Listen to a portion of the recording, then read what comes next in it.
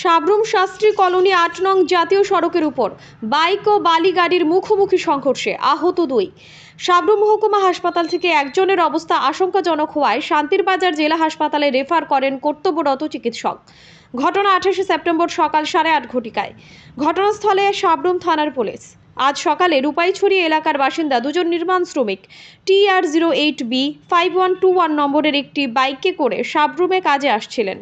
আজ সকাল ৮:৩০ ঘটিকায় শাস্ত্রী কলোনি ৮ নং জাতীয় সড়কের উপর একটি মালগাড়ির সাথে মুখোমুখি সংঘর্ষ হয়। তাতে বাইকে থাকা দুজন নির্মাণ শ্রমিক মারাত্মক আহত হয়। দুজন নির্মাণ শ্রমিকের নাম সহদেব দাস, বয়স ৪৮, আবরাই মগ, বয়স ৩৯।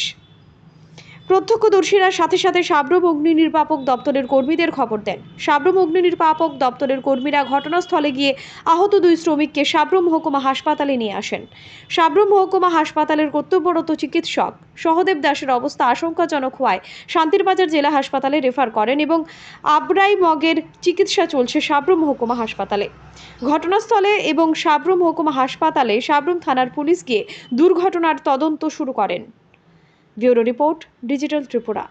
আজকে সকালবেলায় যখন আমি ডিউটিতে ছিলাম ইমার্জেন্সিতে সাবরুম সাব ডিভিশন হসপিটালে, হঠাৎ করে দুটো পেশেন্ট একজন অপরিচিত ব্যক্তি নিয়ে এসেছে হসপিটালে এবং ওদের পরীক্ষা করে দেখলাম ওদের মাথায় গুরুতর এবং শরীরের বিভিন্ন জায়গায় গুরুতর চোট রয়েছে।